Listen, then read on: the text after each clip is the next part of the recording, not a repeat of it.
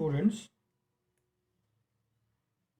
this is K.S. Praneeth Chaudhary from the Department of Computers, SRR Government Arts and Science College. In the previous class, we have learnt about the data types in Python, the 5 standard data types, and the differences in between them. For today's topic, we are going to deal about the operators in Python. Before going into the actual topic, there is a subtopics in data types that we are going to discuss a few minutes. Then we go into the topic operators in Python. As we have learned in the previous class, data types are of 5 types in Python. In those 5 types, the things which are very easy to remember are int and float. Integer is a number without decimal. Float is a number with decimal. So here, sometimes there is a chance that we have to convert the data types from one data type to another data type. That means sometimes a program has to convert a number into a string or a string into a number. So the data type conversion should be possible. So Python has made it very easy to perform conversions in between the built-in data types. To convert the data types, we have to type the name as a function. There are several built-in functions to perform these conversion of data type from one data type to another. These functions return a new object representing the converting value. So the final value will be decided by the system. Here we are going to see some conversion functions. Int x comma base in square bracket. This function converts x to an integer, and the base specifies the base if x is a string. Similarly, long converts x to a long integer, and if x is a string, there specifies a base here. Float x, whatever may be x, it converts x into floating point number. So the next one, str of x, whatever may be x, it is converted into string. Next one, tuple of s, whatever may be s, s is converted to a tuple. So as you see on the screen,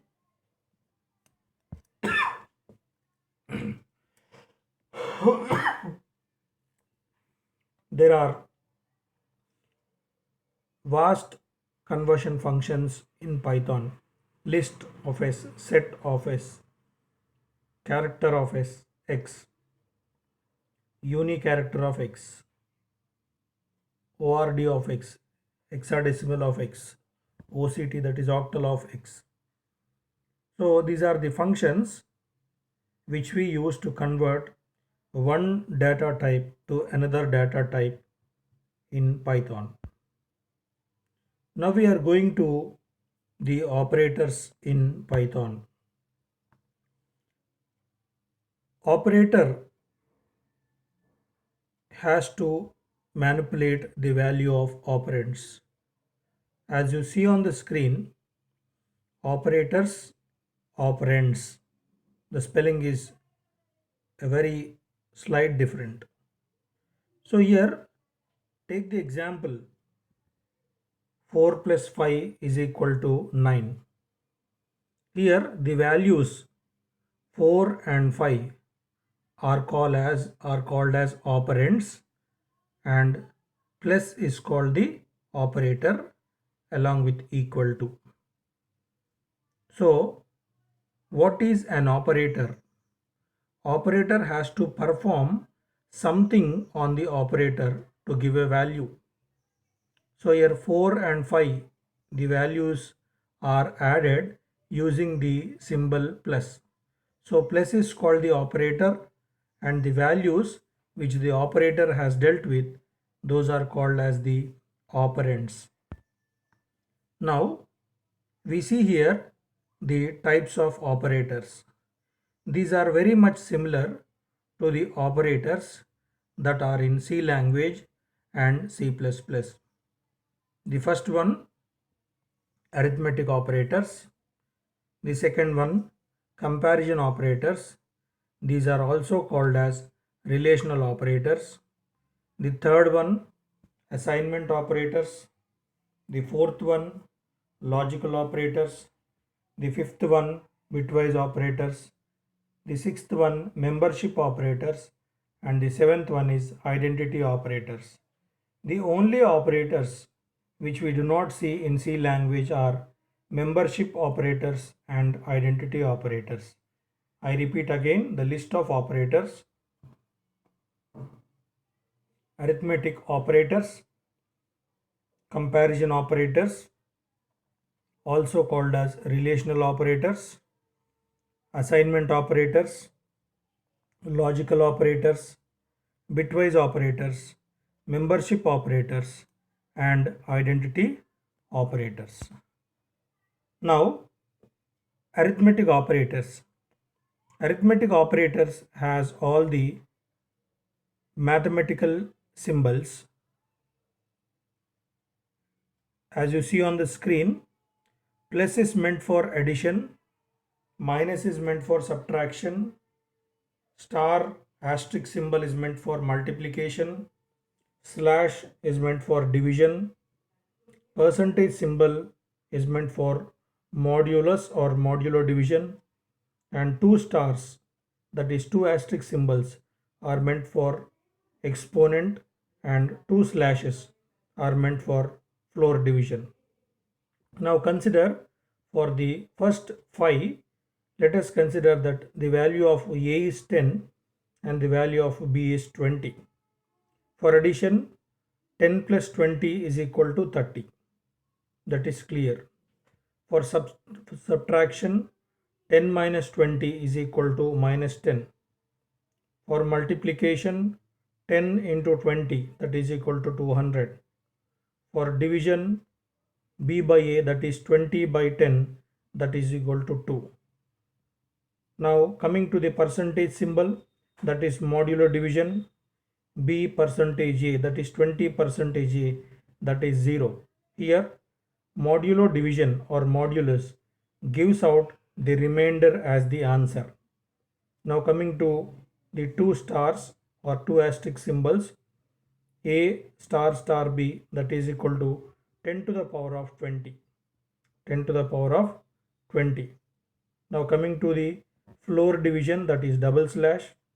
Here 9 double slash 2 is equal to 4, which removes whatever may be the digits after the exact remainder. So here we see slash, double slash and percentage symbol. These three are interrelated with each other. When you go for only division, it gives the exact answer also with the decimal points. But when you go for floor division removes the decimal points and gives you the exact remainder. Coming to star, star symbol is meant for multiplication, whereas double star is meant for the exponent, that is to represent the power. Now percentage symbol is a confusing concept here. Percentage symbol gives out the remainder as answer. 10 by 2 will be 5, but 10 percentage 2 will be 0. 5 is the quotient, 0 is the remainder. So these are the things that we have to remember in arithmetic operators: addition, plus symbol; subtraction, minus symbol; multiplication, star symbol; division, slash symbol; floor division, double slash; percentage, modulo, double star that represents the exponent symbol. Now coming to the comparison operators. Comparison operators are the operators which compare the significance between any two values. Here first we can see on the screen, we see double equal to. Double equal to represents equal to, which is similar in C language. A double equal to B, that means it is comparing the value of A with B. If A is not equal to B, it represents false. If A double equal to B is true, it represents true. Now next symbol is exclamation mark and equal to, which denotes not equal to. A is not equal to B. The first one, A is equal to B. The second one, A is not equal to B. Next one, greater than symbol. A is greater than B.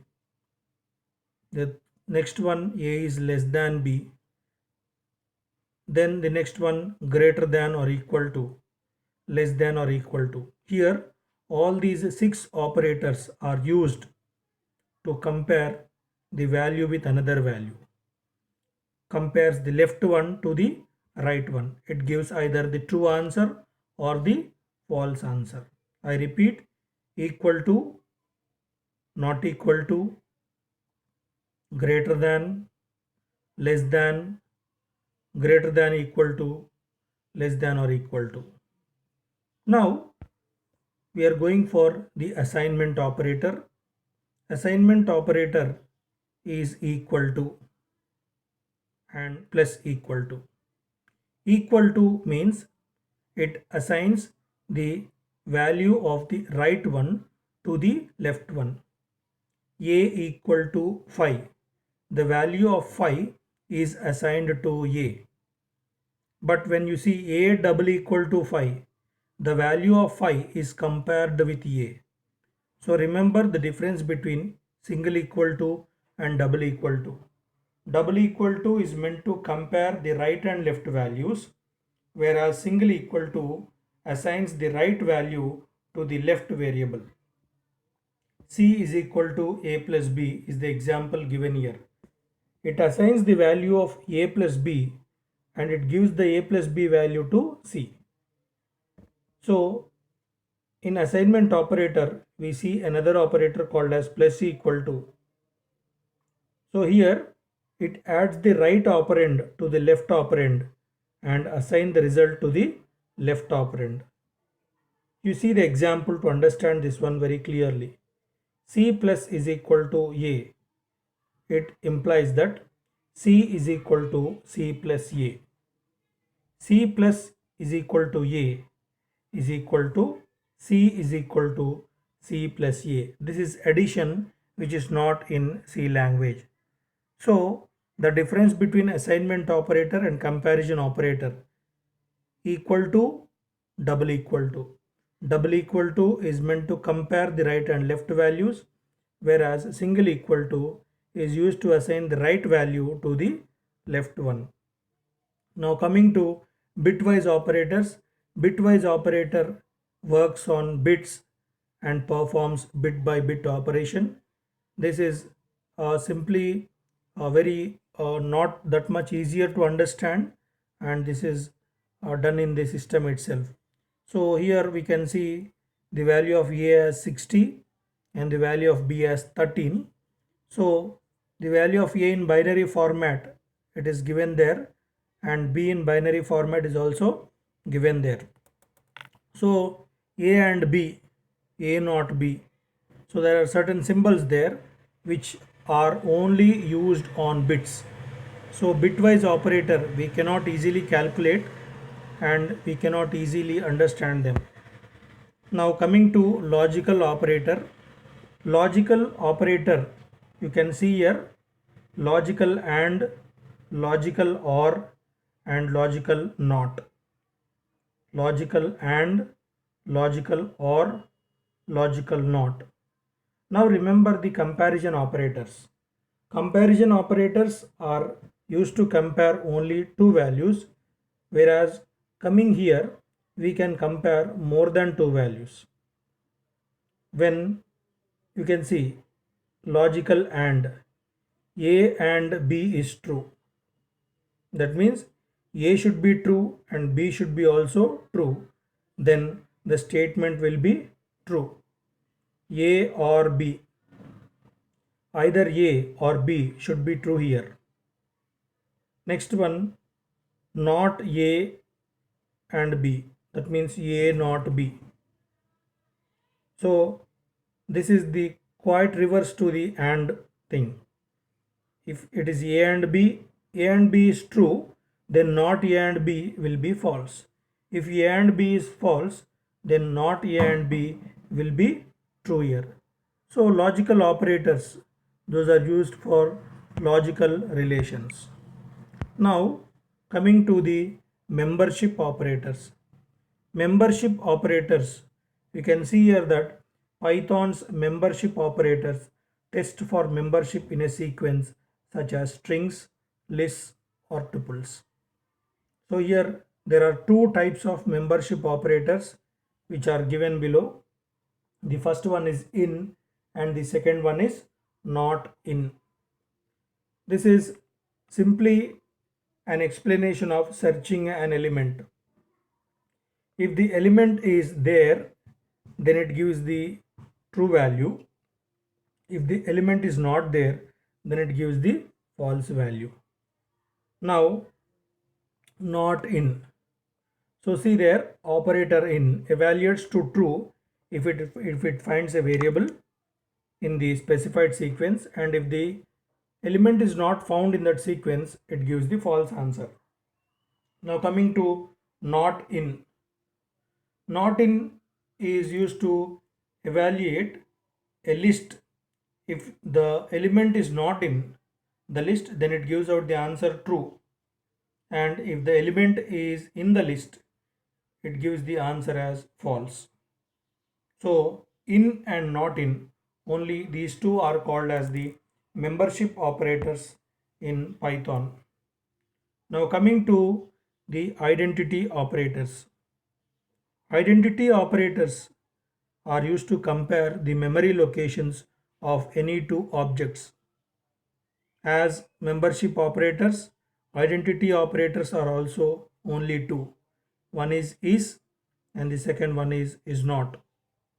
So if is evaluated true if the variables on either side of the operator point to the same object, and if the either side of the operator do not point to the same object, then it gives the false as answer. Similarly, is not evaluates to false if the variables on either side of the operator point to the same object, and if they do not point, it gives the true answer. There in, not in, here is not. So identity operators and membership operators are only the special things that we have to learn in Python, whereas all the other operators are very similar to the operators in C language. So just let us have a look on the types of operators again. So here we see the types of operators: arithmetic operators which contain plus, minus, multiplication, division, modulo division, ceiling division. Next one, comparison or relational operators which contain double equal to, not equal to, less than, greater than, less than or equal to, greater than or equal to.